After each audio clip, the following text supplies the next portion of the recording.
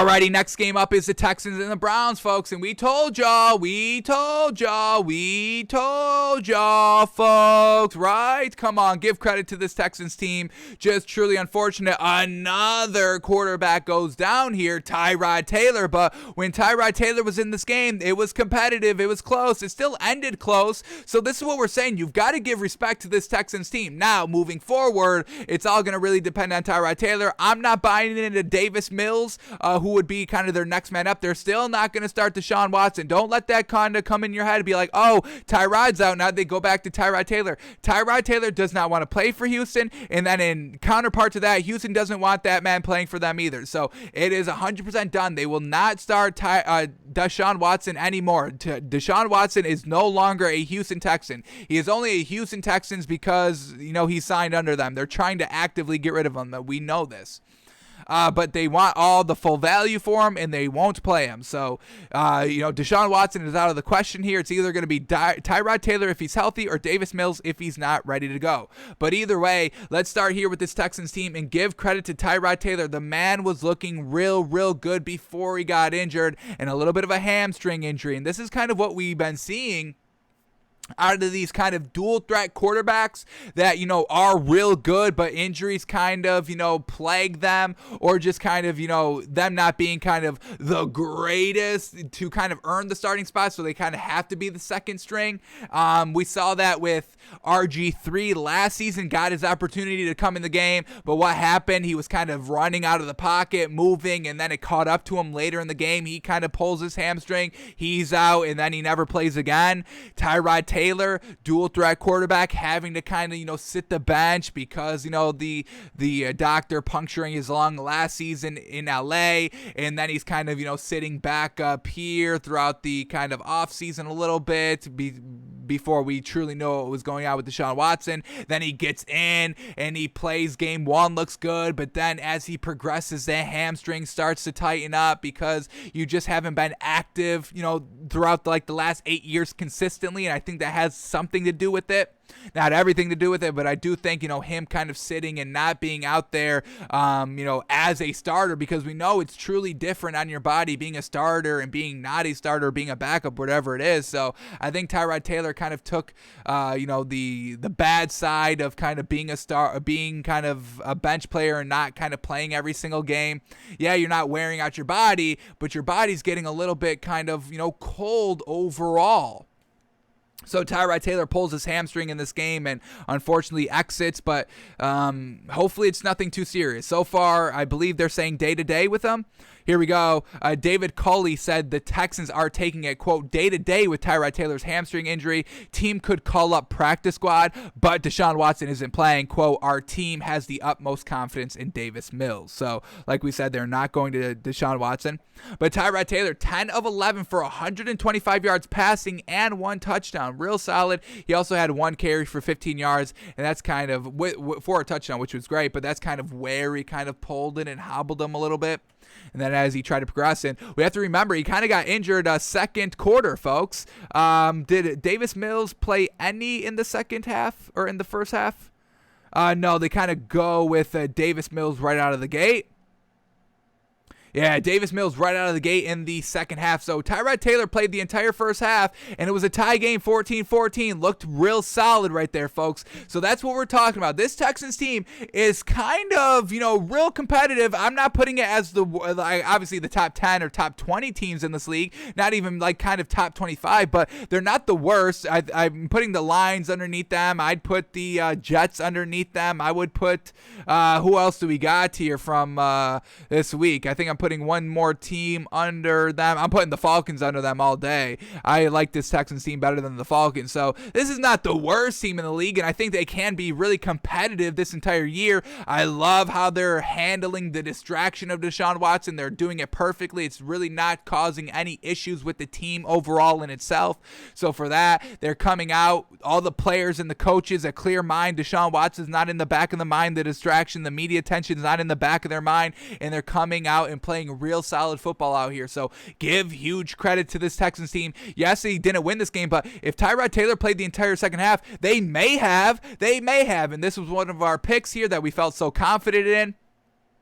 Texans plus 12.5. They only lose by 10. They cover. Bingo, bango. That's a hit for us. So, give credit to this Texans team, folks. We will be, and we still will come next week. We don't want to give him that much credit if it's Davis Mills, but we'll see what he can do. We'll watch him a little bit in our Wednesday film study coming up this week to see if he's got what it takes. Davis Mills goes 8 of 18 for 102 yards, 1 touchdown and 1 interception. Let's see what 8 of 18 is. That's less than 50%. That's not great. 44%, which is not great. And then that interception, let's see where it came. That interception came on his second drive, and then the Browns go down and score a field goal off of that. But what is great is that Davis Mills then goes on a big drive after that interception and scores a touchdown, making it a 3-point game again.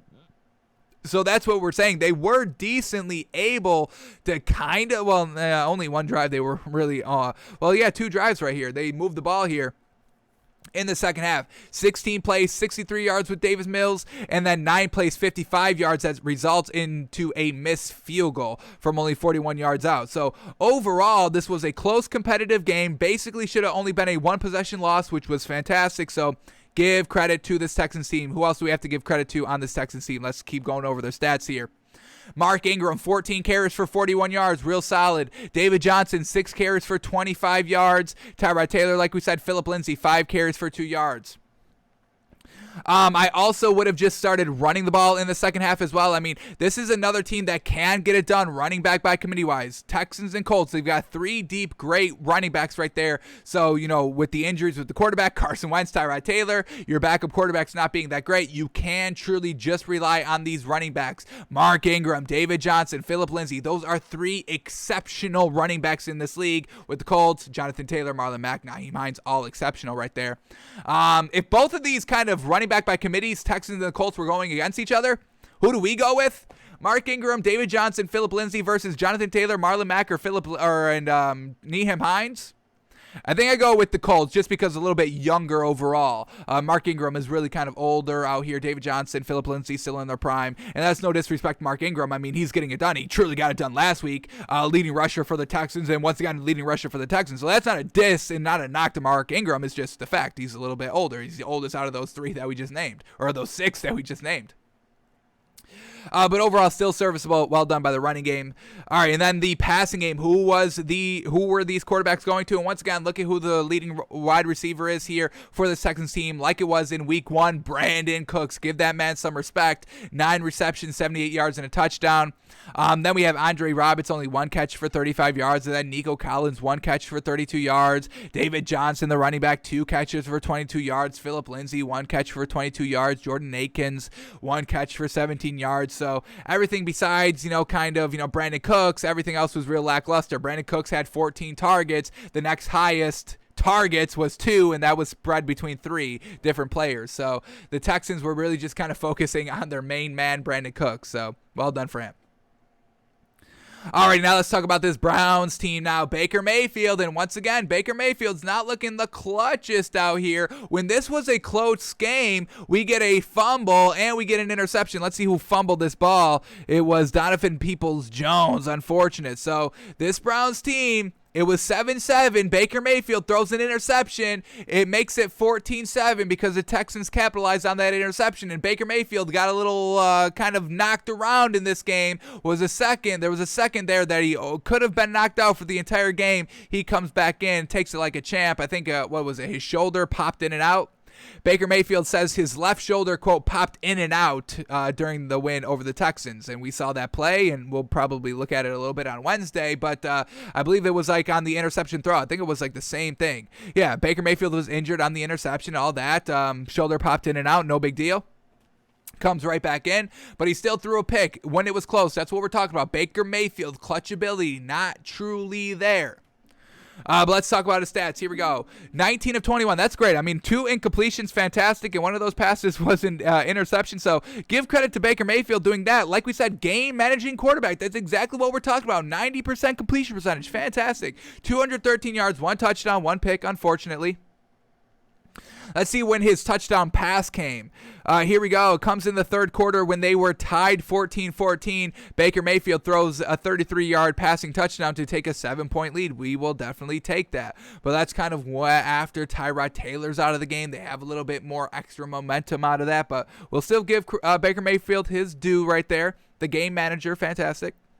All right, and then the running game obviously gets it done. I mean, fantastic right here. Nick Chubb, 11 carries for 95 yards, 1 touchdown, fantastic. Kareem Hunt, 13 carries for 51 yards once again. Running back by committee, Thunder and Lightning getting it done. Bingo, bango. And then let's see who Baker Mayfield was targeting in this game. Demetric Felton, leading receiver here for the Browns, 2 receptions for 51 yards and a touchdown. Harrison Bryant, 4 receptions, 49 yards, no touchdown.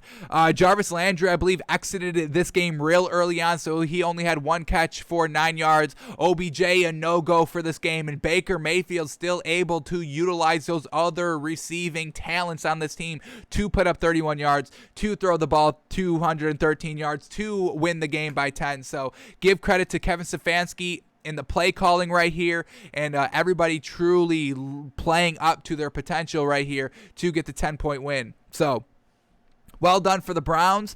Baker Mayfield being efficient. That 1 interception, unfortunate, but he puts it together, throws a touchdown in the second half, wins them the game, no big deal. And the Texans, give them credit for keeping it close without Tyrod Taylor. What would have happened if Tyrod Taylor was in the game in the second half?